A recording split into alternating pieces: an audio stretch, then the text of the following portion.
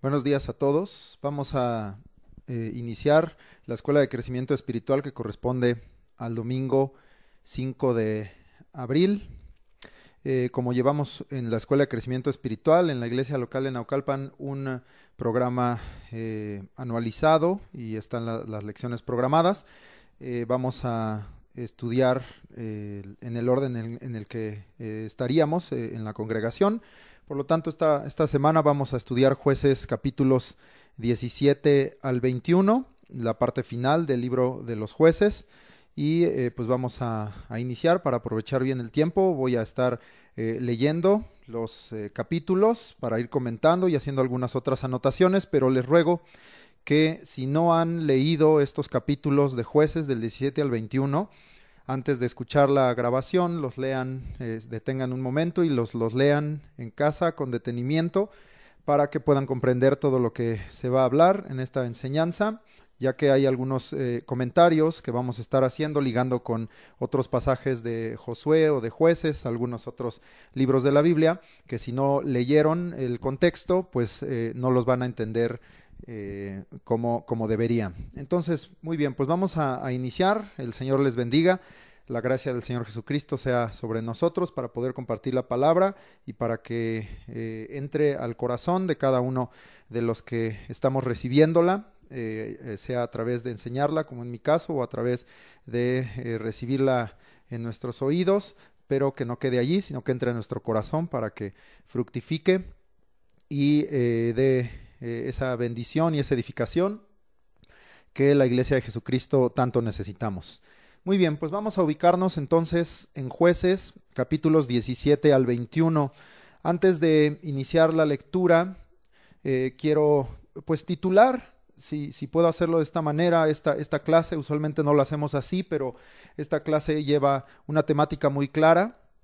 Y este título está basado en lo que está escrito en Jueces 17:6 y en Jueces 21:25, que es el último versículo de todo el libro de los Jueces. Y ahí hay una frase que dice: cada uno hacía lo que bien le parecía. Todo el estudio que hemos tenido de la clase de Jueces, hemos hablado que es un libro que, aunque nos habla de historia del pueblo de Israel hace muchos siglos, es en realidad muy vigente para nosotros, porque muchas de las cosas que están narradas en el libro de los Jueces hemos explicado que son similares a los tiempos y a las cosas que están aconteciendo hoy en día en la iglesia, en medio del pueblo de Dios. Entonces, lamentablemente, el libro de Jueces tiene que hacer en estos últimos capítulos, aunque en realidad en todo el libro está reflejado esta anotación, porque Dios es verdadero y Dios habla la verdad, y en el tiempo de los jueces cada uno hacía lo que bien le parecía.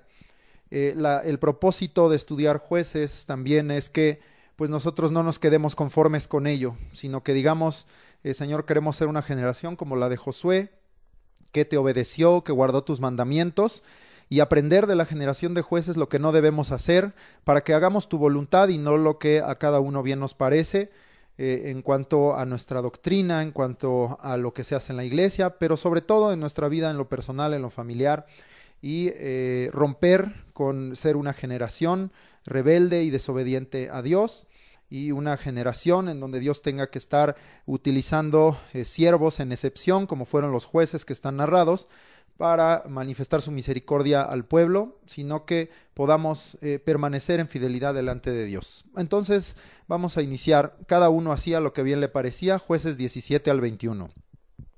Antes de leer, quiero hablar respecto de la temporalidad de estos últimos capítulos. Pongan mucha atención porque es muy importante esto para comprender lo que está aquí escrito y para entender el contexto en el que están escritos estos últimos capítulos del libro de Jueces.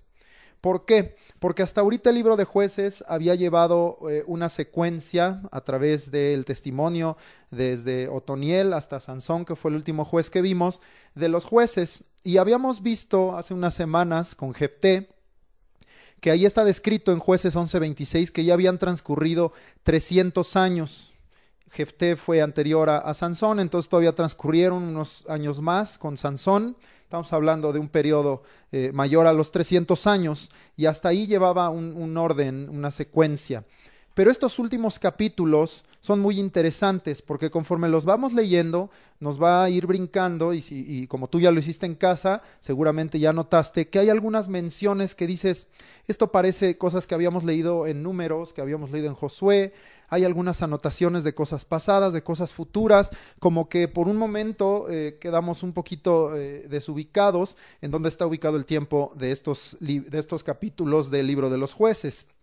Pero vamos a revisar en dónde estaban puestos o en dónde están ubicados en el tiempo estos libros. Hay 4 versículos y voy a hacer varias anotaciones respecto a la temporalidad. Esta es la primera. Hay varios versículos que mencionan la misma frase en Jueces 17:6, en Jueces 18:1, en Jueces 19:1 y en Jueces 21:25. Hay una frase que estas 4 veces repite y dice, en aquellos días no había rey en Israel.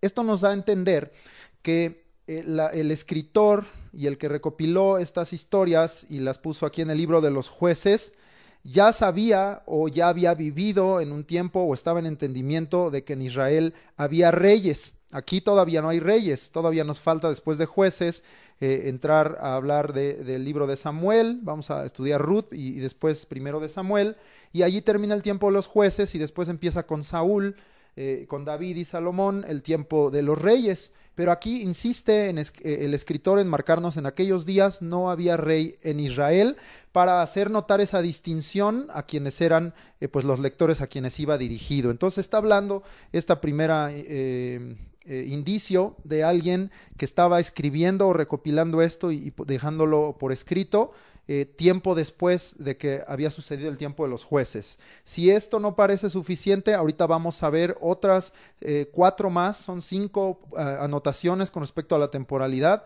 para que veas en qué tiempo está ubicado. La segunda anotación se encuentra en Jueces 18:1, que es una de las citas donde leímos que en aquellos días no había rey en Israel, pero este versículo continúa diciendo, la tribu de Dan buscaba posesión para sí, donde habitar. Esto, si tú estuviste en las clases de Escuela de Crecimiento Espiritual anteriores o has leído el libro de Josué, pues es algo que ya te suena, ya lo habías escuchado. Porque en Josué 19, del 40 al 48, habla de lo que era la heredad de Dan. Ahorita que leamos vamos a ver ciudades mencionadas como Sora y Estaol. En estos capítulos de Josué 19, del 40 al 48, por ejemplo en el 41 ya están mencionadas Sora y Estaol como ciudades de Dan. Y en el 47 de ese capítulo de Josué habla y dice, ahí está escrito, y les faltó territorio a los hijos de Dan. Y más adelante dice, y tomaron y habitaron y llamaron a Lesem Dan, conforme al nombre de su padre Dan. Entonces vemos que en los tiempos en que se había iniciado a repartir la tierra, y no solo repartirla, sino que mandaban gente para que tomara medidas, para que investigara la tierra y quedara claro qué ciudades correspondían a cada tribu. Recuerda, ya habíamos estudiado esto, la tribu de Dan le faltó territorio, ¿verdad? Y tuvieron que ir a una parte más hacia el norte para buscar territorio para ellos. Aquí en el capítulo 18 que vamos a leer está ubicando este periodo. Entonces no estamos hablando de que estas historias que vamos a leer estén ubicadas 300 o más de 300 años adelante, sino nos está regresando a los inicios de la tierra, de la conquista de la tierra y de la posesión de la tierra prometida. Vamos a continuar para avanzar un poquito más. El tercer punto está en Jueces 18:30.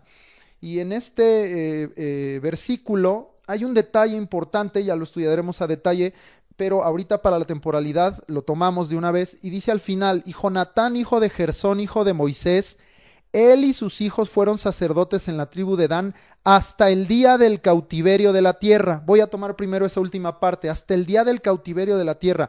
El escritor de Jueces, hace un momento, de estos capítulos, hace un momento nos había dado a entender que ya sabía que iba a haber reyes en Israel o que había habido reyes. Pero aquí nos deja ver aún más allá. Habla de que ya estaba ubicando el día del cautiverio de la tierra. Sabemos que primero el reino del norte y después finalmente Jerusalén, lo que fue el reino del sur, fueron tomados y llevados cautivos conforme a la palabra de Jehová. No vamos a entrar a ese tema, pero aquí el autor, para ubicar la temporalidad, ya está hablando que esta tribu de Dan hicieron este asunto de un sacerdocio falso, que ya lo veremos, hasta el día del cautiverio de la tierra. Entonces ahora nos lleva todavía más allá, muchos siglos después. Entonces este escritor de Jueces probablemente pues venía de los tiempos entonces del cautiverio, no solamente de los reyes. Esto nos habla, por eso estos últimos capítulos pareciera que están como desfasados, fuera de lugar, o por qué los agregaron ahí. No puedo asegurar que sea añadido o que todo el escritor de Jueces haya vivido en este tiempo, pero sí es claro que todo el que recopiló todo esto pues estaba ubicado en un tiempo posterior. Vamos a continuar la cuarta parte, ahí mismo en Jueces 18:30 te leía al principio: y Jonatán, hijo de Gersón, hijo de Moisés, él y sus hijos fueron sacerdotes en la tribu de Dan. Llama mucho la atención esto, porque dices, ¿cómo ya habíamos avanzado más de 300 años con los jueces? Moisés no había entrado a la tierra prometida, había muerto en tierra de Moab, y aquí está hablando pues de un descendiente, de un nieto de Moisés. Pues entonces el simple hecho de mencionarlo nos regresa a los tiempos del inicio de la conquista, de la generación de Josué y de la generación que continuó a Josué y a los que con él vivieron. Ahora, algunos a veces comentan, dicen, no, a lo mejor solamente está mencionando una línea genealógica, pero no, en este caso sí es una mención directa de un hijo, de un nieto de Moisés, hijo de Gersón, llamado Jonatán. Te platico rápidamente una línea de tiempo. Esto lo hemos estudiado pues prácticamente desde Éxodo para acá, lo hemos comentado allá en la congregación, pero te repito, tú sabes que una de las tribus de Israel eran los levitas, la tribu de Leví. Ellos fueron los escogidos para servir en el sacerdocio. Leví tuvo 3 hijos, Gersón, Coat y Merari. Eso ya lo sabemos. Coat, el segundo que mencioné, tuvo un hijo llamado Amram. Este Amram fue el papá de Aarón, María y Moisés. Entonces te repito, de la tribu de Leví conocemos que eran 3 hijos, Gersón, Coat y Merari, y de los coatitas, de ahí vienen Aarón y Moisés, vía su padre, hijo de Coat, que se llamaba Amram, papá de María, de Aarón y de Moisés. Entonces ya ubicamos ahí a Aarón y a Moisés. Voy a tomar primero la línea de Aarón. Aarón tuvo 4 hijos, Nadab y Abiú, que sabemos que murieron por haber presentado fuego extraño delante de Dios, y sus otros 2 hijos, Eleazar e Itamar. Y hay muchos versículos en Números y también en Josué que nos hablan de Eleazar ejerciendo el sacerdocio, porque recuerda que Aarón murió antes de que llegaran a la tierra prometida, y ahí en esos mismos pasajes donde se describe su muerte, habla que Eleazar, su hijo, fue el que tomó la posición de sumo sacerdote. Entonces, repito, Aarón tuvo a Nadab, Abiú, Eleazar e Itamar. Y de este Eleazar que menciono, él tuvo un hijo llamado Fines, que ya desde Josué está mencionado, y que también fue sumo sacerdote, después de su padre Eleazar. Entonces, quiero que noten esa línea. Aarón, su hijo Eleazar, sumo sacerdote, y después Fines fue el que le continuó. Ahora, porque esto también lo vamos a usar en el quinto punto de temporalidad que voy a hablar. Ahora voy a hablar de Moisés. Moisés tuvo 2 hijos, no se confundan, porque uno de sus hijos se llama Gersón, parecido o idéntico el nombre al del hijo de Leví. Es correcto, los 2 se llamaban Gersón, tanto el hijo de Leví como el hijo de Moisés. Ahí en Éxodo 18, 3 y 4 deja muy claro, Moisés tuvo 2 hijos, Gersón y Eliezer, y incluso Gersón hace la anotación que le puso ese nombre porque fue forastero en la tierra. Entonces Moisés tuvo 2 hijos, Gersón y Eliezer. Vemos que no es solo una mención, la de Jueces 18:30, solo genealógica, regresando a Moisés, sino es un hijo directo. Moisés tuvo un hijo llamado Gersón, y este Gersón, de acuerdo a estos capítulos, tuvo un hijo llamado Jonatán. Si hacemos un paralelismo, entonces estamos viendo que lo que está narrado aquí en Jueces del 17 al 21 fue en generaciones 2 abajo de Aarón y de Moisés, porque Aarón y Moisés pues fueron contemporáneos, eran hermanos, ninguno entró a la tierra prometida. Tuvieron hijos ellos, en el caso de Aarón Eleazar y en el caso de Moisés Gersón. y luego estos tuvieron hijos, es decir, nietos de Aarón y Moisés, Fines en el caso de Eleazar y Jonatán en el caso de Moisés. Estoy haciendo ahí el parentesco y ligando para que veas que estas menciones que vamos a tener en estos capítulos están hablando de tiempos iniciales de haber entrado a la tierra prometida. Había muerto la generación en el desierto, había muerto Moisés y Aarón, ya había muerto la generación de Josué, en donde están ubicados también entonces Eleazar, Gersón, porque al final de Josué está narrada la muerte del sacerdote Eleazar, y ubicamos entonces ahorita a Fines, porque ahorita les voy a leer ese versículo, a lo mejor dices, ¿por qué menciona tanto a Fines? Ahorita te lo leo, y a este Jonatán que está mencionado en Jueces 18:30. Por lo tanto, ubiquen que estos versículos, estos capítulos, están ubicados no 300 años adelante, sino al inicio de el tiempo de la conquista y al inicio entonces también del tiempo de los jueces, si lo podemos entender así. Hago la mención de Fines, esa es la quinta anotación de temporalidad y eso está en Jueces 20:28. Y este versículo dice, y Fines, hijo de Eleazar, hijo de Aarón, ministraba delante de ella, o sea, del arca del pacto de Dios, en aquellos días. Lo que está narrado en Jueces 20 nos ubica entonces también al principio. Todos estos capítulos del 17 al 21 están ubicados en los primeros tiempos. Ahora, ¿qué relevancia o qué importancia? Espero que haya quedado claro este asunto de la temporalidad. Si no, aquí tienes una gran ventaja. Le regresas a la grabación y lo vuelves a oír.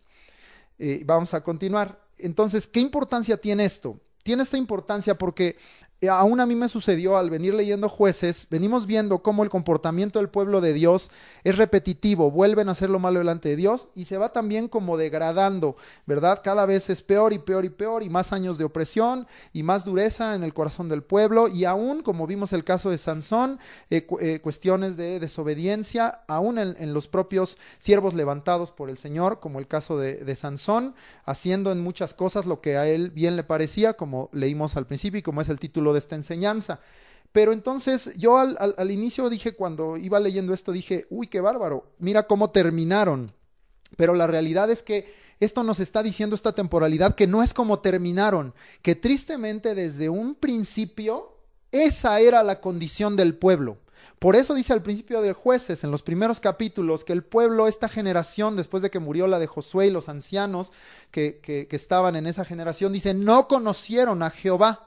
Entonces, en realidad, estas últimas narraciones nos ubican algo muy triste. No fue algo que se fue deslizando, sino era la condición en la que estaba el pueblo.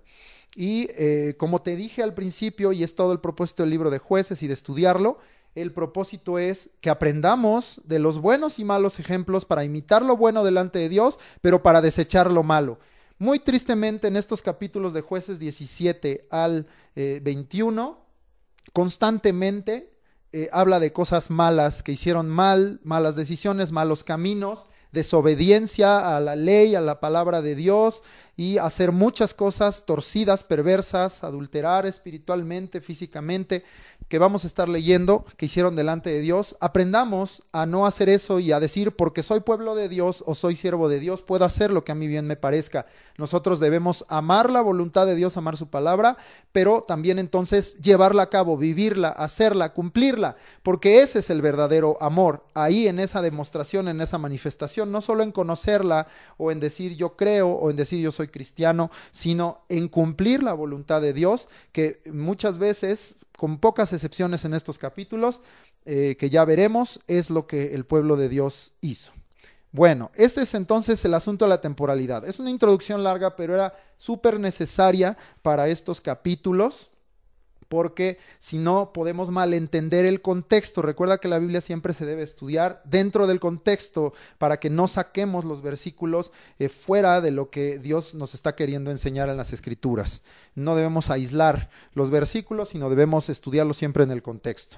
Vamos al capítulo 17. Te voy a leer el capítulo 17 y conforme vaya leyendo voy a ir comentando algunas cosas en donde haya más motivo por el que me detenga. Voy a leer con mayor lentitud. En donde sea un pasaje un poquito más complejo, más largo, voy entonces a leer un poquito más rápido, pero en este punto yo supongo que ya leyeron, entonces pongan atención a la lectura, escuchen, o si desean, sigan con su Biblia abierta en Jueces 17, la lectura que voy a ir haciendo, como si estuviéramos en la clase allá en la congregación.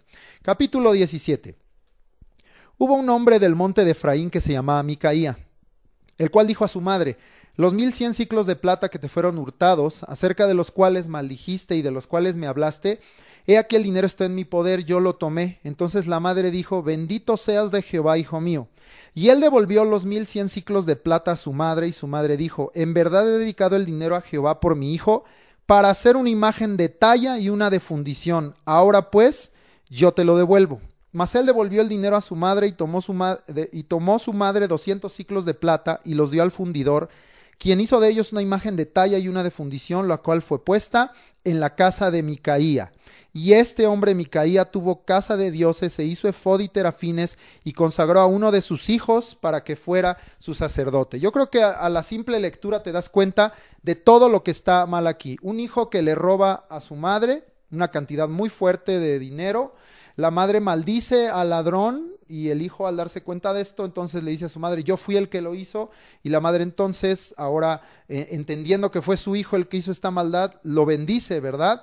Pero miramos aquí, al principio podríamos decir, bueno, fue un cambio de la madre y está bien que bendiga en lugar de maldecir a su hijo. Pero al leer, por eso quise leer completo hasta el 5, entendemos que este era un asunto familiar, personal entre el hijo y la madre, que tenía un trasfondo, una contaminación espiritual en el corazón de ambos muy fuerte. Es decir, no partió de algo bueno, no partió de algo noble o de una buena intención o una buena causa, ni lo que hizo el hijo ni lo que hizo la madre. Porque el propósito de ese dinero que la madre tenía y que el hijo le había hurtado, era para hacerse ídolos. Finalmente leemos aquí, porque parecía al principio: bendito seas de Jehová, hijo mío, pero en realidad el hecho de decir, pues yo bendigo, yo uso el nombre de Cristo, yo soy cristiano, yo cargo una Biblia, miramos que lo que está en nuestro corazón habla más fuerte y da un testimonio más fuerte de lo que nosotros podemos decir.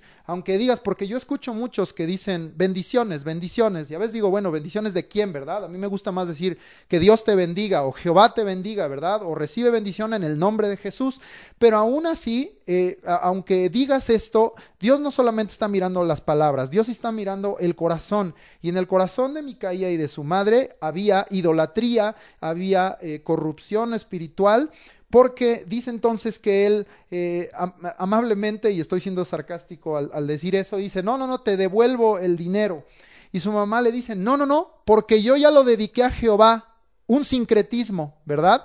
Fíjense, en la propia frase está el sincretismo. Yo he dedicado el dinero a Jehová por mi hijo para hacer una imagen de talla y una de fundición.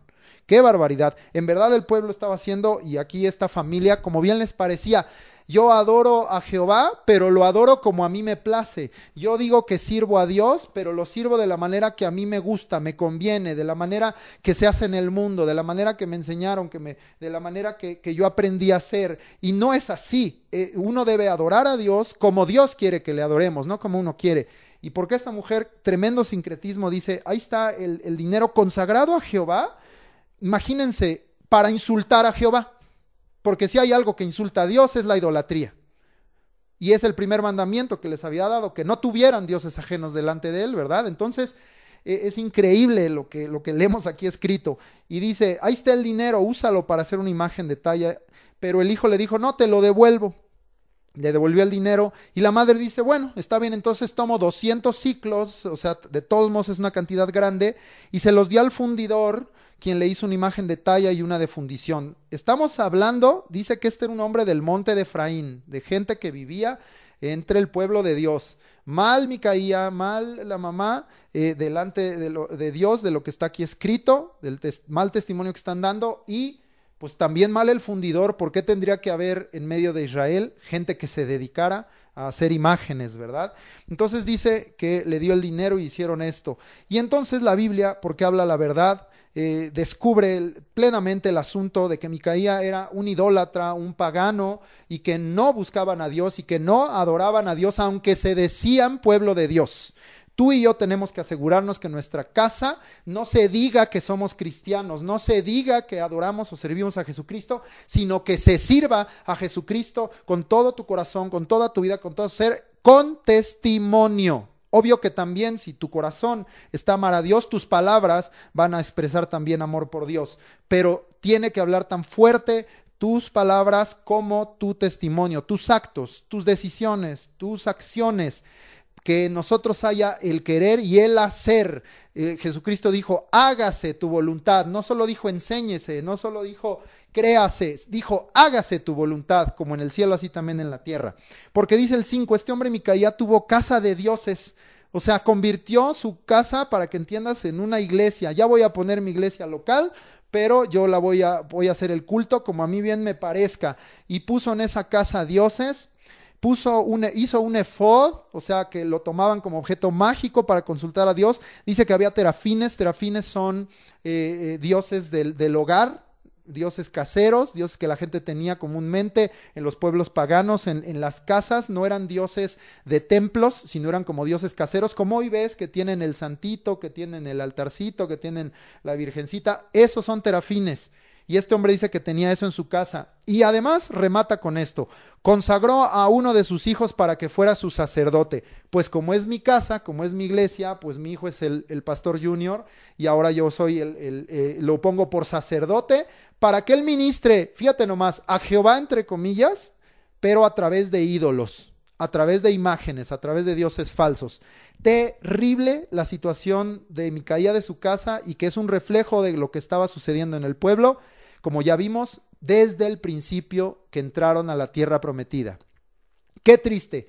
No bastó todo lo que Dios hizo por ellos, no bastó la salvación, la liberación de Dios, todo lo que hizo en el desierto, la conquista que les dio, les entregó la tierra que les había prometido desde Abraham. No bastó. Rápidamente el pueblo se olvida de Dios y hace lo que bien le parece, y hace de su vida, de su casa, como este hombre, de su ministerio y de la iglesia, como bien le parece. Y eso es injusticia. Y Juan, está escrito en 1 Juan que toda injusticia es pecado. Es injusto con Dios tratarlo así cuando Él ha dado y ha hecho todo por nosotros. Vamos a continuar. Capítulo 17, versículo 6. En aquellos días no había rey en Israel, ya comentamos esto. Cada uno hacía lo que bien le parecía. Ahí está la frase básica de lo que estamos estudiando hoy. 7. Y había un joven de Belén de Judá, de la tribu de Judá, el cual era levita y forastero allí. Ahorita analizamos el caso de este llamado levita. Cuidado con esto, porque a veces leemos, levita, pues sí era un levita, y lo damos por hecho. Hay que leer bien el contexto. Ahorita lo voy a analizar. Este hombre partió de la ciudad de Belén de Judá para ir a vivir donde pudiera encontrar lugar, y llegando en su camino al monte de Efraín, vino a casa de Micaía. Y Micaía le dijo, ¿de dónde vienes? Y el levita le respondió, soy de Belén de Judá y voy a vivir donde pueda encontrar lugar. Entonces Micaía le dijo, quédate en mi casa y serás para mí padre y sacerdote, y yo te daré 10 siclos de plata por año, vestidos y comida. Y el levita se quedó.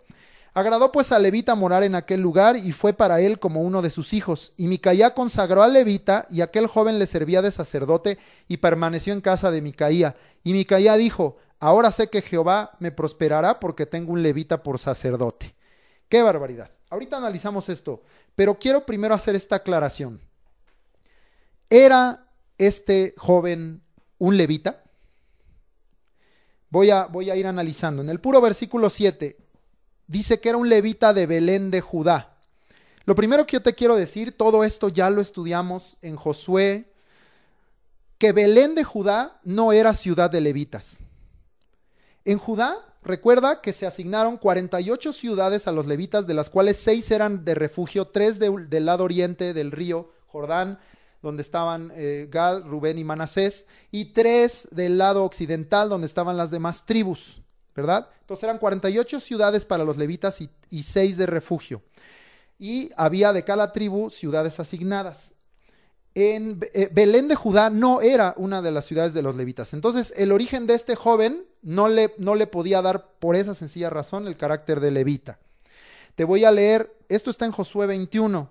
A los coatitas hijos de Aarón, es decir, tanto a la familia de Aarón que ejercían el sacerdocio y el sumo sacerdocio, como a todos los levitas, se les distribuyeron estas tierras. Aquí en particular Judá, porque estamos hablando de que este joven decía que era de Belén de Judá, fue dado a los hijos de Aarón. Está narrado en Josué 21, a los coatitas hijos de Aarón dieron de Judá, Simeón y Benjamín 13 ciudades.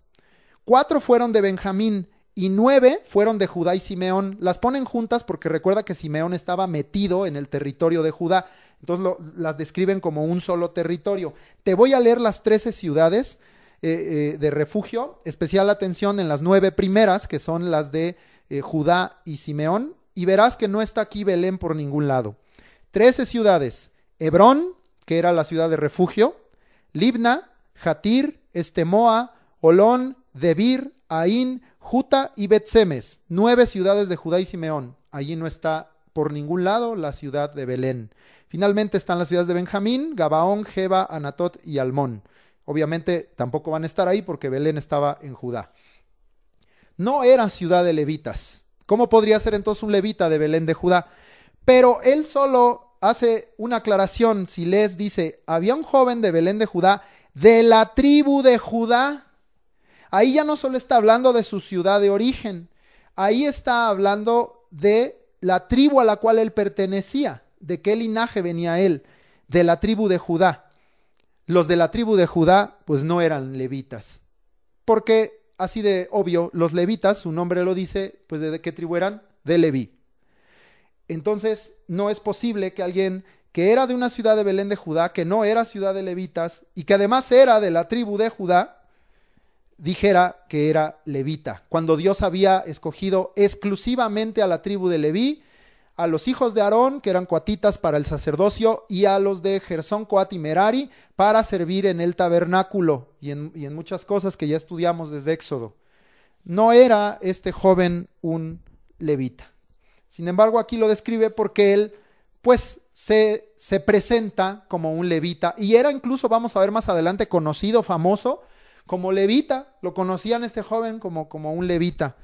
Pero vamos a ver, porque a veces decimos, nos decimos algo, nos ponemos en una posición, nos autonombramos, o nos nombra un instituto, o una iglesia, un pastor, pero en realidad somos eso. El único que constituye es Jesucristo, el único que capacita es el Espíritu Santo, el que llama es Dios. Y vamos a ver con los testimonios qué es lo que este joven tenía en su corazón. Y dice ahí primero que él era forastero, ¿verdad? Allí se refiere que era forastero en el monte de Efraín, en donde estaba Micaía, ¿verdad? Entonces dice que era forastero allí y partió de su ciudad, de Belén de Judá, para encontrar lugar donde vivir. Los levitas ya sabían dónde vivir, tenían ciudades asignadas y también sabían dónde trabajar porque ministraban por turnos en la casa de Dios. Y sin embargo andaba, dice, buscando dónde vivir. Y llegando, dice, al monte Efraín, vino a casa de Micaía. Y Micaía entonces le preguntó, ¿de dónde vienes? Soy de Belén y estoy buscando dónde vivir. Y Micaía, viendo, pues este es un levita, en sus sincretismos, en su falsa iglesia, digamos, que estaba él formando en su casa, que ya vimos y había puesto a su hijo por sacerdote, encuentra conveniencia en decir, voy a tener un levita en casa. Al final describe cuál era su pensamiento, porque dice, ahora sé que Jehová me prosperará, porque tengo un levita por sacerdote. ¡Qué barbaridad! Entonces le dice, quédate en mi casa, y le dice, ahora tú vas a ser para mí padre y sacerdote, pero por un precio. Te voy a pagar, te voy a dar dinero. Vamos a ver, no solo en este capítulo, sino más adelante con los hombres de Dan, que este levita le gustaba el dinero y la fama. Y aún traicionó a Micaía, vamos a ver más adelante, cuando los de Dan le ofrecieron algo mejor. Muchos, tristemente en la iglesia, están obrando así, haciendo ministerios para ganar dinero, haciendo misterios para enriquecerse o ser sostenidos. Por eso no estoy hablando del sostenimiento justo de los que son siervos de Dios, porque el obrero es digno de su salario, sino estoy hablando, como advierte la Biblia, de los que lo hacen por ganancia deshonesta, ¿verdad? Y que cuando miran una oportunidad pueden dar profecías positivas, bonitas predicaciones, con tal de tener muchos diezmos, mucha fama, mucha gente, y están vendiendo el evangelio para sus propósitos. Eso era lo que hacía este hombre. Y cuando ven conveniencia en otro lugar, de aquí saqué dinero, pero una iglesia a lo mejor en Estados Unidos me da más dinero, pues me voy a Estados Unidos porque allá gano en dólares. Y ese corazón está torcido. Ese no es el corazón de un levita, ese no es el corazón de un verdadero siervo de Dios, y es el corazón que este hombre está aquí manifestando. Porque le dijo, te voy a dar 10 ciclos de plata por año, vestidos, comida, y el otro, por supuesto, se quedó porque dice que le agradó morar con aquel hombre y se llevaba muy bien con él. Y dice que Micaía consagró al levita. ¡Wow! Otro sincretismo. El único que puede consagrar o que podía consagrar bajo la ley, pues eran los sacerdotes, ¿verdad? Como cuando Moisés consagró a Aarón y a sus hijos para el sacerdocio, y si venía un nuevo sumo sacerdote, pues se le consagraba, ¿verdad? Pero no así cualquiera, ¿verdad? Aquí dice, él se tomó esa libertad, como si él fuera un sacerdote, de consagrar a levita, y aquel joven le servía de sacerdote, un sacerdocio falso, porque los sacerdotes solo podían ministrar delante de Dios, y permaneció en casa de Micaía, y Micaía pensaba que ahí estaba su éxito, ¿verdad? Entonces, nosotros no debemos mirar el éxito de este mundo, de los hombres, ni de nuestro parecer. Debemos buscar el éxito en cumplir y obedecer cerradamente, celosamente, lo que Dios ha mandado. Nada de lo que está aquí descrito Dios lo mandó. Vamos al capítulo 18 y voy a leer porque sigue siendo este asunto de Micaía, de levita, pero ahora entran la tribu de Dan, hombres de la tribu de Dan a escena. Entonces todo 17 y 18 es parte de una misma historia, de una misma narración. Ya veremos del 19 al 21 es otro asunto, pero estos dos capítulos van ligados. En aquellos días no había rey en Israel, vuelve a repetirnos esto. Y en aquellos días la tribu de Dan buscaba posesión para sí donde habitar, porque hasta entonces no había tenido posesión entre las tribus de Israel. Ya te ubiqué en la temporalidad entonces, que nos está hablando de tiempos anteriores. Y los hijos de Dan enviaron de su tribu 5 hombres, de entre ellos hombres valientes de Sora y Estaol, ciudades que ya estaban mencionadas, como leímos de estos pasajes anteriores, para que reconociesen y explorasen bien la tierra, y les dijeron, id y reconoced la tierra. Esto ya lo habían narrado, ¿verdad? Ya lo habíamos leído todo esto antes, lo habíamos estudiado, que habían andado por acá y por allá buscando dónde quedaba un pedazo de territorio, un monte que conquistar, algún lugar, porque no era suficiente el territorio que se les había asignado originalmente. Entonces dice que hicieron esto, sigo leyendo, perdón, dice, para que reconociesen y explorasen bien la tierra, y les dijeron, id y reconoced la tierra. Estos vinieron al monte de Efraín hasta la casa de Micaía y allí posaron. Cuando estaban cerca de la casa de Micaía, reconocieron la voz del joven levita. Te dije que este joven era conocido. Y llegando allá le dijeron, ¿quién te ha traído acá y qué haces aquí y qué tienes tú por aquí? Y él les respondió, de esta manera y de esta manera ha hecho conmigo Micaía, les platicó todo, y me ha tomado para que sea su sacerdote. Los hombres de Dan tenían que haber dicho en ese momento, espérame, tú no puedes ser sacerdote, tú no puedes estar como sacerdote o ministrando en casa de alguien, ¿verdad? Si los de Dan hubieran sido temerosos de Dios, conocedores de la palabra, tendrían que haber entonces defendido la palabra de Dios y vindicar el nombre de Jehová y decirle, esto que está sucediendo en casa de Micaía está mal. Cuando tú y yo escuchemos cosas que están fuera de la palabra de Dios, no estoy hablando de contienda, pero sí estoy hablando de que tengas una defensa, una indignación, un celo, una vindicación de lo que es la palabra verdadera, de lo que es lo que está escrito, lo que Jesucristo ha mandado, ¿verdad? No dejes que pisoteen el nombre y la palabra del Señor, y especialmente entre el pueblo. Si un hermano, una hermana, o en su casa, en su familia, están haciendo las cosas fuera de la palabra de Dios, exhórtales con amor, con misericordia, pero también con verdad y con justicia. Exhórtales a volver a la palabra de Dios. No consientas en tu propia casa, en tu propia familia o en el pueblo de Dios que se hagan las cosas fuera de la voluntad de Dios, porque los de Dan no hicieron esto que te estoy diciendo. Por el contrario, dice, creyeron que este sí era sacerdote, y dice el 5, y ellos le dijeron, pregunta pues ahora a Dios para que sepamos si ha de prosperar este viaje que hacemos. Y el sacerdote les respondió, inmediatamente, ni siquiera consultó, id en paz, delante de Jehová está vuestro camino en que andáis. Describíamos esos ministerios, ¿verdad? Que le hablan bonito a todos, prosperidad, paz, bendición, tu economía, tu salud, todo va a estar padrísimo. Ahora, por favor, deposita dinero en la charola. Entonces este hombre, porque ahorita podrían decir que a lo mejor estoy juzgando duramente, pero ahorita vas a ver más adelante que sí era el interés de este hombre, la fama y el dinero. Y el sacerdote entonces le respondió: id en paz, delante de Jehová está vuestro camino en que andáis. Les dijo: sí, los bendigo, hijitos, y vayan, y hagan como ustedes planean hacer. Entonces aquellos 5 hombres salieron y vinieron a Lais, y vieron que el pueblo que habitaba en ella estaba seguro, ocioso y confiado, conforme a la costumbre de los de Sidón. Estamos hablando de pueblos norteños y pegados hacia el mar Mediterráneo. Sidón era un puerto, eran ciudades norteñas, pero pegadas al mar Mediterráneo, y esta ciudad estaba ahí cerca, o más o menos cerca, Lais. Y dice que eran gente, no tenían fortificaciones, no tenían, dice incluso que no hacían negocios con nadie, no había incluso un rey ahí, eran gente muy tranquila que estaban solamente viviendo en esa tierra. Dice, sin que nadie en aquella región les perturbase en cosa alguna, ni había quien poseyese el reino. Y estaban lejos de los sidonios y no tenían negocios con nadie. Entonces los de Dan dijeron: esta es tierra fácil de tomar. Volviendo pues ellos a sus hermanos en Sora y Estaol, sus hermanos les dijeron: ¿qué hay? Y ellos respondieron: levantaos, subamos contra ellos, porque nosotros hemos explorado la región y hemos visto que es muy buena, y vosotros no haréis nada, no seáis perezosos en poneros en marcha para ir a tomar posesión de la tierra. Ya escogieron entonces qué tierra querían tomar. Cuando vayáis, llegaréis a un pueblo confiado y una tierra muy espaciosa, pues Dios la ha entregado en vuestras manos, lugar donde no hay falta de cosa alguna que haya en la tierra.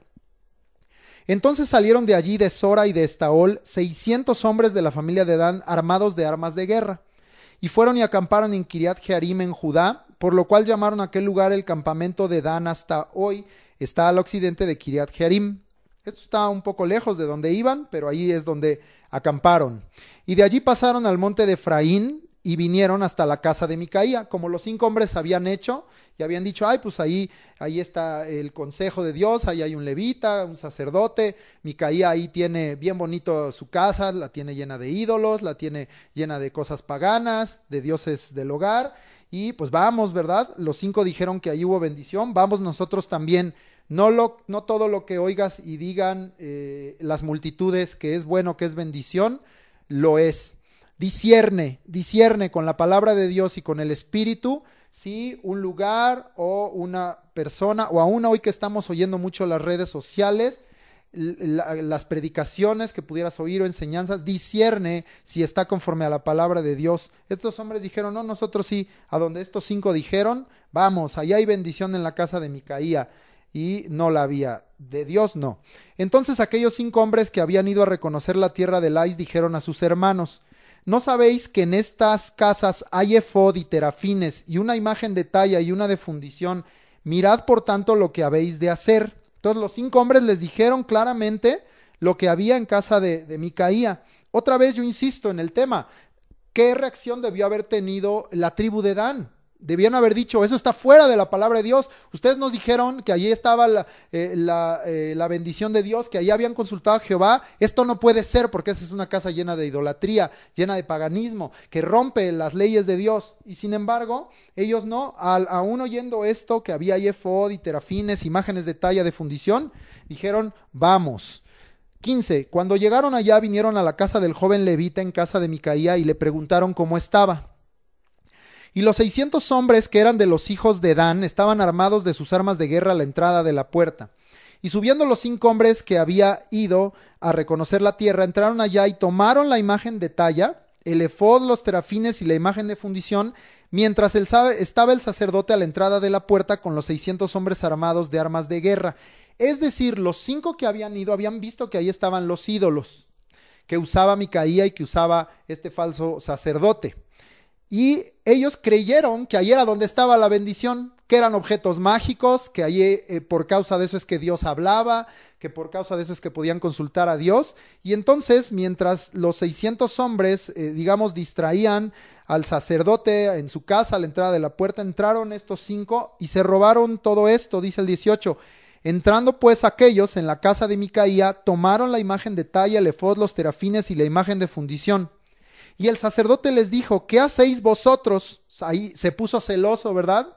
Eso es de Micaía, eso es con lo que yo hago mis cultos, eso es con lo que yo hago mi adoración, que era adoración falsa, porque esto estaba fuera de la palabra de Dios. Pero él entra en un celo momentáneo. Ahorita va a descubrir su corazón este hombre, porque dice el 19, ellos le respondieron, calla, pon la mano sobre tu boca y vente con nosotros para que seas nuestro padre y sacerdote. O sea, Micaía te paga bien, yo te pago mejor. Vas a ser, porque dice ahí, es mejor que seas tú sacerdote en casa de un solo hombre que de una tribu y familia de Israel. O sea, te voy a hacer crecer tu ministerio. Vente, mira, aquí te pago. En lugar de ministrar en una iglesita de ahí de 20 personas, en una familia, solo en una casa, acá vas a ser el sacerdote y padre de toda una tribu, de miles. Mira qué congregación te estamos ofreciendo, ¿verdad? Muchas veces, tristemente suena eso, en las propias iglesias se menosprecia la obra de Jesucristo. Y debemos tener claro una cosa, porque no es algo contra las iglesias grandes, pero debemos entender que así como Dios es el que llama, el que constituye a los siervos, también Dios es el que levanta las obras. No son los hombres, no es un pastor, no fue el misionero, es Dios quien envió, quien capacitó y quien hizo la obra por medio de su palabra y de su Espíritu Santo para que una iglesia se levante, para que una iglesia sirva a Dios, sea un lugar en donde haya un pastor, donde se levanten siervos de alabanza, ancianos, gente que enseñe, gente que aconseje, gente que sirva, diáconos, para que haya una iglesia local, ¿verdad? Hoy tristemente se levantan iglesias cada que a alguien no le parece algo en una iglesia. Yo me voy y levanto mi iglesia. ¿Quién dijo que ese era el modelo de Dios?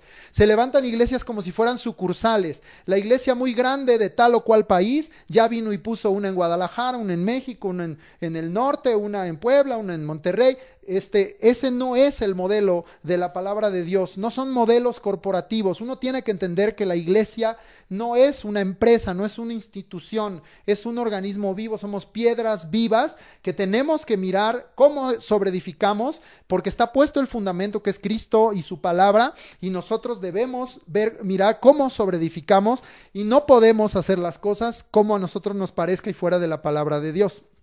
Tristemente hoy oímos mucho este asunto y aún no solamente hablando de los que forman las iglesias, sino mucha gente. Yo te voy a platicar en mi caso como siervo de alabanza. Es muy triste que yo he buscado formar un siervo para que nos ayude en la batería por muchos años, pero no ha sido así. Yo le doy gracias a Dios porque entonces yo en casa hago las grabaciones de la batería y eso es lo que utilizamos para tocar en vivo con el resto de los instrumentos, basándonos en esa grabación de la batería que yo hice en vivo en casa, y es un recurso que Dios nos dio, pero yo le he rogado por muchos años y de pronto a veces escucho amigos de otras iglesias que me dicen: híjole, qué mal onda, no me dejan tocar, es que somos como 7 bateristas, por poner ahorita el ejemplo de la batería, somos como 7 bateristas en esa iglesia, ¿verdad? Y pues ponen al que toca mejor o al que es amigo del director de alabanza y te empiezan a expresar sus quejas y dicen, pues a ver si un día de estos a mí me toca tocar o si me ponen en algún grupo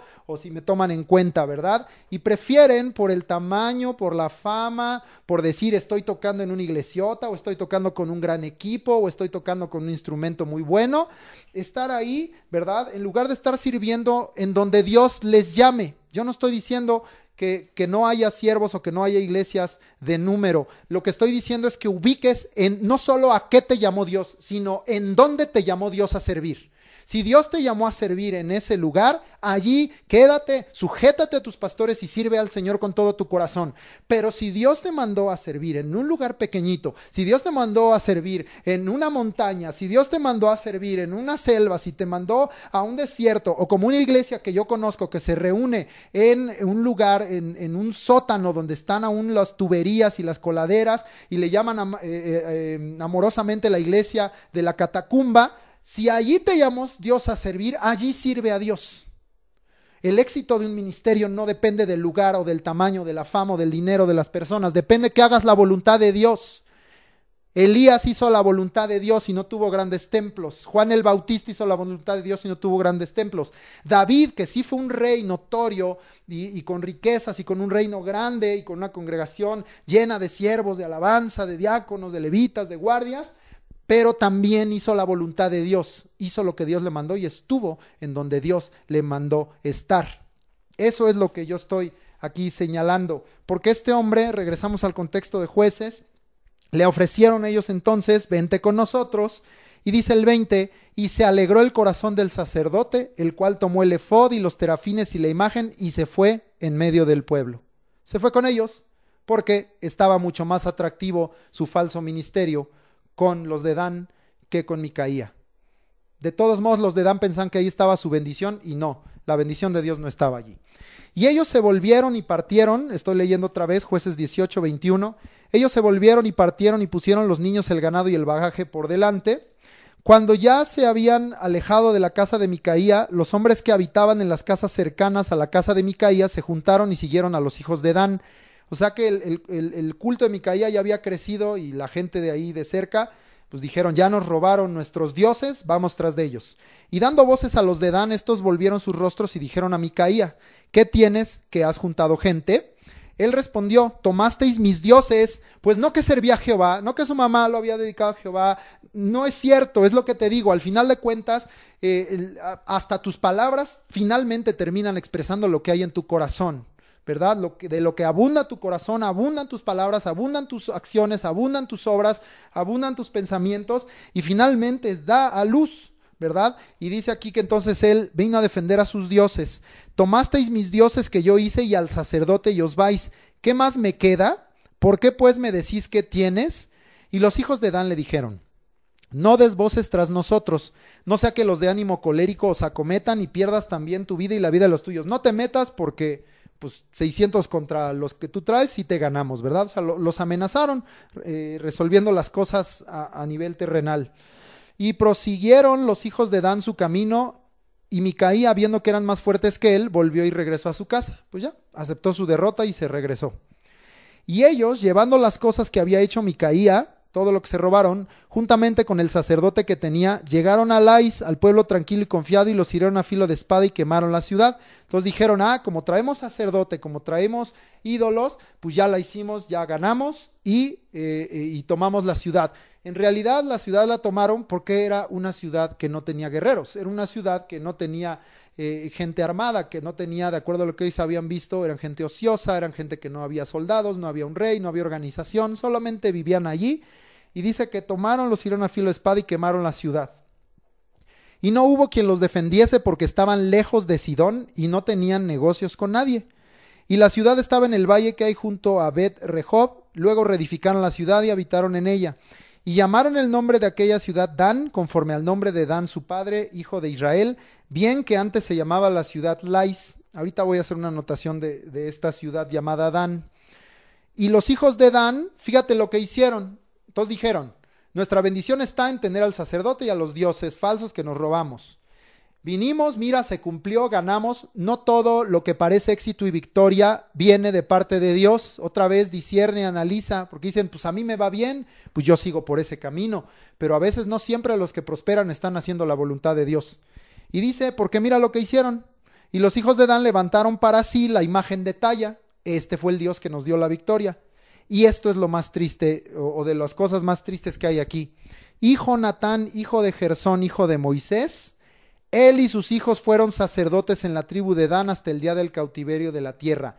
¿Qué tenía que estar haciendo este descendiente de Moisés con ellos? Qué triste, pero eso deja claro, Moisés fue un gran siervo de Dios, fiel en toda la casa de Dios, y tú debes tener esto claro, que tú tienes que enseñar a tus hijos, a tus nietos, a tu casa, a tu descendencia, a amar a Dios. Pero la relación con Dios es de cada uno, la comunión con Dios, la búsqueda de Dios es de cada uno. Tú tienes que esforzarte hasta el último día de tu vida de decirles que amen y que sirvan al Señor Jesucristo. Pero que tú seas cristiano no asegura que tus hijos son cristianos. Que tú seas cristiano no asegura que tus nietos van a ser cristianos.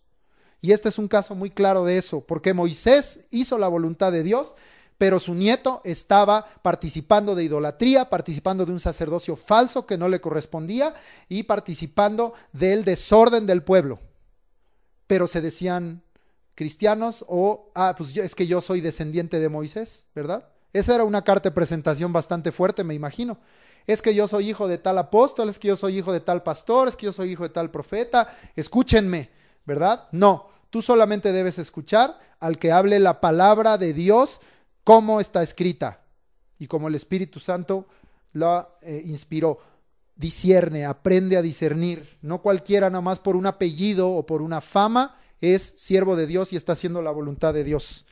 Porque dice Jonatán, hijo de Gersón, hijo de Moisés, él y sus hijos, o sea, se quedó ya esa descendencia haciendo esta obra torcida, fueron sacerdotes en la tribu de Dan. ¿Quién mandó que hubiera sacerdotes en medio de una tribu?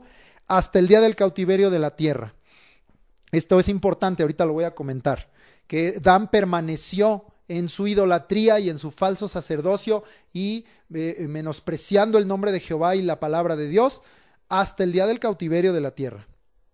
31. Así tuvieron levantada entre ellos la imagen de talla que Micaía había hecho todo el tiempo que la casa de Dios estuvo en Silo. Todo el tiempo, aunque estaba la casa de Dios y la orden a todo el pueblo, incluido Dan, de ir a adorar a donde estuviera la presencia de Dios, donde estuviera el arca, donde estuviera el tabernáculo, que en este caso estaba en Silo. Recuerda que ya habían trasladado de la primera capital, que fue Gilgal, a Silo, el arca, y allí permaneció muchos siglos. Dice que todo el tiempo ellos tuvieron levantada su imagen de talla y estuvieron en un falso sacerdocio, pero somos pueblo de Dios. Te voy a hacer entonces ahora una anotación final a este capítulo 18 y esta primera parte de los capítulos 17 y 18. ¿Fue Dan desechado por esto? ¿Por qué hago esta pregunta? A lo mejor si tú no has leído, no has estudiado más allá, pudieras decir qué tiene que ver. Pero te voy a hacer esta anotación porque si tú buscas en tu Biblia, ya hay pocas menciones de la tribu de Dan. Hay menciones, ahorita te lo voy a decir, de la ciudad, de la región, pero no de la tribu. Y hay una anotación final en Apocalipsis que es tremenda y es al punto al que yo quiero ir. ¿Fue Dan desechado? Después de esta narración, es mencionado Dan como ciudad o como referencia geográfica representando al norte. Muchas veces vas a oír la expresión desde Dan hasta Beerseba. Eso significaba que era en todo Israel desde el norte hasta el sur, porque Dan era una ciudad muy al norte y Beerseba era una ciudad al sur. Entonces es mencionado Dan como ciudad o como referencia geográfica. La ciudad de Dan fue fíjate nada más qué historia, fue una de las dos junto con Betel, en donde Jeroboam, estoy hablando después de Salomón, puso becerros de oro para que allí adoraran y ya no adoraran más en Jerusalén. El famoso pecado de Jeroboam que continuaron muchos de los reyes de Samaria, del reino del norte. Está muy mencionado eso, obviamente, en el libro de los reyes, todo este asunto, ¿verdad? Entonces, fíjate nada más, la ciudad de Dan junto con Betel, ya en tiempos de los reyes, cuando se dividió el reino después de Salomón en norte y sur, fue una de las dos ciudades donde se levantaron esos becerros de oro. Totalmente contaminada la tribu de Dan y sus ciudades. Ahora, ¿qué otra mención hay de la tribu de Dan? En tiempos de David, segundo libro de las Crónicas 2:14, hay una mención ahí que nos da a entender que todavía existían, porque dice que eran hijos de las hijas de Dan, o sea, eran descendientes de Dan, pero ya mezclados con la gente de Tiro. Entonces, porque el papá de este personaje mencionado ahí era de Tiro y la mamá era de Dan. Entonces, estas ciudades de Dan y la tribu de Dan, como vemos, permanecieron en idolatría, permanecieron en contaminación y fueron contaminados cada vez más, ya no solamente en sus costumbres, en lo espiritual, sino aún físicamente se mezclaron con los pueblos que no debían. A partir de aquí, la tribu de Dan no vuelve a ser mencionada en toda la Biblia. Ahorita te voy a hacer esta anotación porque algunos dirán, si han leído en Ezequiel, sí, pero voy a hacer esta anotación. La tribu de Dan, a partir de aquí, no vuelve a ser mencionada en la Biblia, en las historias bíblicas, como parte del pueblo. Vamos a ver esta anotación. En la palabra profética de Ezequiel 47 y 48, obviamente tendrías que estudiar Ezequiel a más profundidad. Ya lo hicimos hace no tanto tiempo en la Escuela de Crecimiento Espiritual, los que estuvieron recordarán, pero si no, tienen que darle una repasada, no puedes nada más interpretar o leer porque sí lo que está ahí escrito. En la palabra profética que está en Ezequiel 47 y 48, cuando Dios está hablando de restauración de todas las cosas y en su comunión con el pueblo, cuando Dios en estos capítulos reparte la tierra entre las 12 tribus, otra vez Dios hace una repartición, pero una repartición totalmente justa. Ahora es Dios el que está haciendo esa repartición directamente. Al principio del 48, Dan sí está incluido en el plan de Dios de recibir heredad. Fíjate lo que dije, al principio del 48, del capítulo 48 de Ezequiel, Dan está incluido en el plan de Dios de recibir heredad. En los versículos 1 y 2 está esto, incluso pone sus límites, dice que al norte está Damasco y Hamat, territorios que después fueron conocidos como de Siria, y que compartía frontera con la tribu de Aser. Entonces aquí Dan todavía estaba incluida en el plan de Dios de recibir esa heredad futura.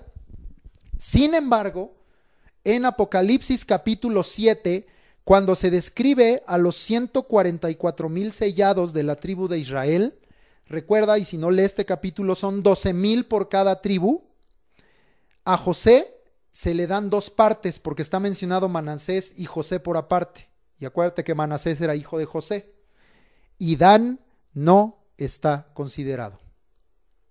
Entonces, aunque en el plan de Dios, Dan, siendo parte del pueblo de Dios, estaba considerado, incluido en esa repartición de la heredad, en Apocalipsis 7, cuando ya se describe a los 144,000 sellados, a las tribus que Dios estaba tomando en cuenta, Dan ya no es considerada, y esa 12ª parte que falta es dividida entre José en dos partes.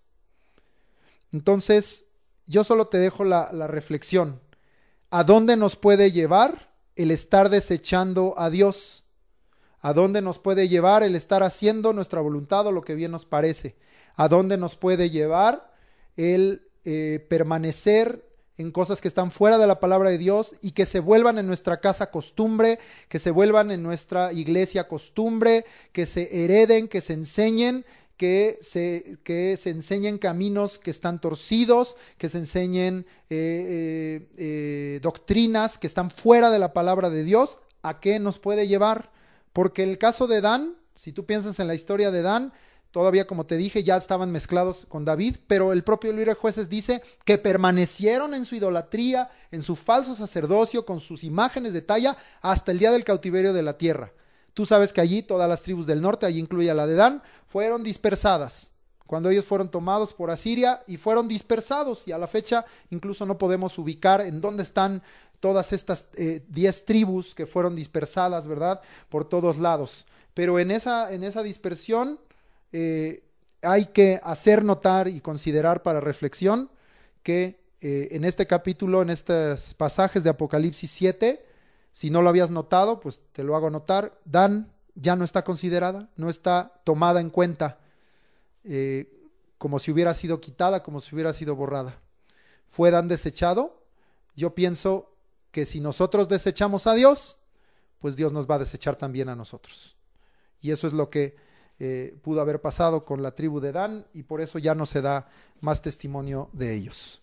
Con esto, con esta anotación de los capítulos 17 y 18, voy a concluir esta primera grabación de la Escuela de Crecimiento Espiritual. Había yo puesto en el grupo de WhatsApp de Arrebatamiento Comunica que íbamos a tener las dos partes del libro de Jueces, pero voy a dejar solamente para esta semana esta parte. La parte de los capítulos que faltaron, 19, 20 y 21, la voy a subir para la próxima semana, para la próxima Escuela de Crecimiento Espiritual, porque es mucho material, son muchos capítulos, y aprovechando que vamos a estudiar, acabando Jueces, el libro de Ruth, y el programa nos indica que Ruth se estudie un capítulo cada semana. Entonces vamos a aprovechar que Ruth son solo 4 capítulos y son capítulos cortos, y a lo mejor lo estudiamos los 2 primeros y después los 2 últimos, y así podemos también dividir esta clase para que no se haga tan larga, porque ya llevamos ahorita 1 hora y 3 minutos de clase.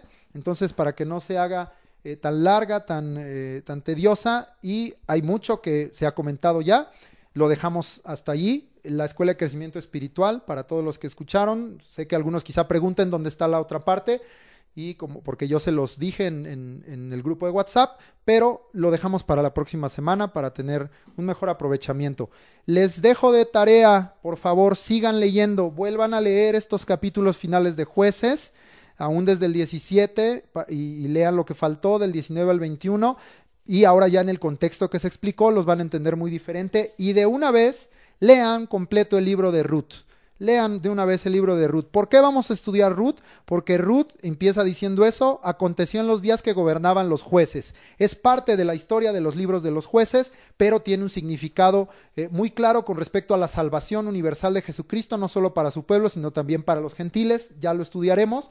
Y por ello el libro de Ruth es un libro aparte, es un libro digno de estudiarse por sí mismo, y así está escrito, así está puesto en las escrituras, así lo vamos a estudiar también, pero lee también de una vez el libro de Ruth. Y como es normal en la congregación, quiero aprovechar estos últimos minutos que me quedaron del tiempo asignado para tener el aprendizaje de los textos. En Facebook todos los martes, eso no de ahorita, sino de siempre, se ponen allí los dos textos, el nuevo que estamos aprendiendo y el texto de repaso, y yo lo compartí en el grupo de WhatsApp. Entonces aprovechen esta oportunidad de que tenemos tiempo para estar aprendiendo la palabra de Dios, para estar aprendiendo de sus mandamientos y llenándonos todos los días, ya no solamente el domingo, sino todos los días estarnos llenando de la palabra de Dios. Entonces voy a aprovechar ahorita parte final de la grabación para el aprendizaje de los textos. Y como iniciamos el nuevo año de estudio, a los de la iglesia local se les repartió el nuevo calendario, que siempre va de abril a marzo del próximo año.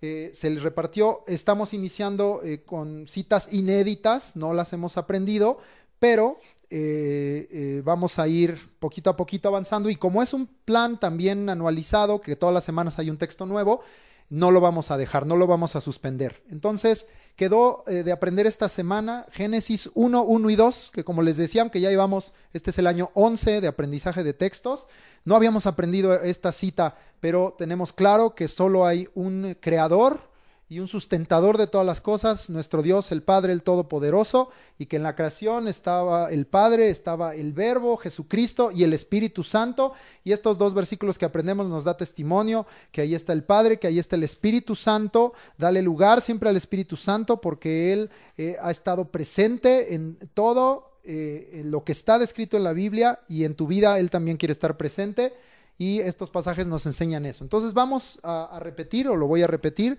y ahí en casa les doy oportunidad, busquen Génesis 1, 1 y 2, y pues como le hacemos, si quieres ponte de pie, o si quieres allí, si estás sentado o en donde estés, repite y invita a tu familia a hacerlo contigo.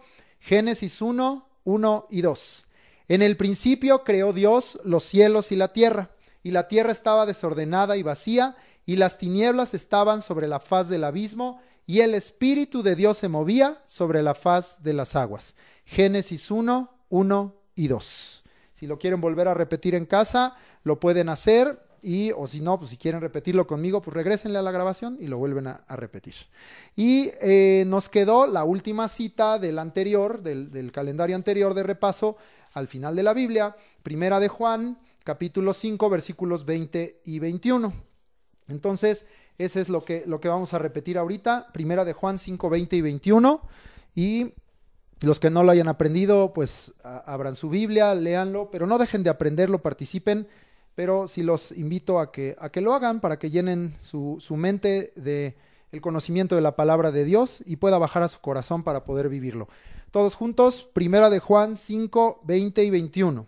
Pero sabemos que el Hijo de Dios ha venido y nos ha dado entendimiento para conocer al que es verdadero, y estamos en el verdadero, en su Hijo Jesucristo. Este es el verdadero Dios y la vida eterna. Hijitos, guardaos de los ídolos. Amén. Primera de Juan 5, 20 y 21. Les repito entonces, como siempre lo hacemos en la congregación, de tarea queda en la Escuela de Crecimiento Espiritual volver a leer los capítulos finales de Jueces del 17 al 21, particular interés del 19 al 21, y el libro de Ruth. Y en los textos de memorización, en los textos de aprendizaje, esta semana aprendimos Génesis 1, 1 y 2, y repasamos Primera de Juan 5, 20 y 21. Ahora, se me estaba olvidando.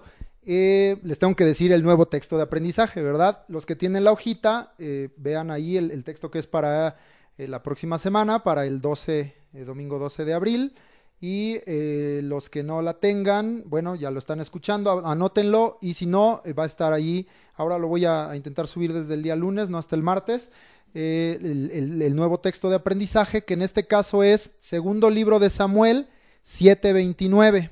Segundo de Samuel 7:29. Ya lo había yo localizado aquí en mi Biblia hace un momentito, entonces te lo leo, y dice la palabra del Señor, segundo de Samuel 7:29. Ten ahora a bien bendecir la casa de tu siervo, para que permanezca perpetuamente delante de ti, porque tú, Jehová Dios, lo has dicho, y con tu bendición será bendita la casa de tu siervo para siempre. Segundo de Samuel 7:29. Qué hermosa está esta cita.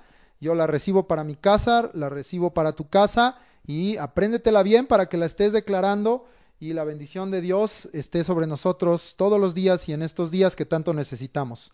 Segundo de Samuel 7:29 y de repaso Génesis 1:1 y 2. Ahora sí, con eso cerramos la Escuela de Crecimiento Espiritual y el aprendizaje de textos bíblicos.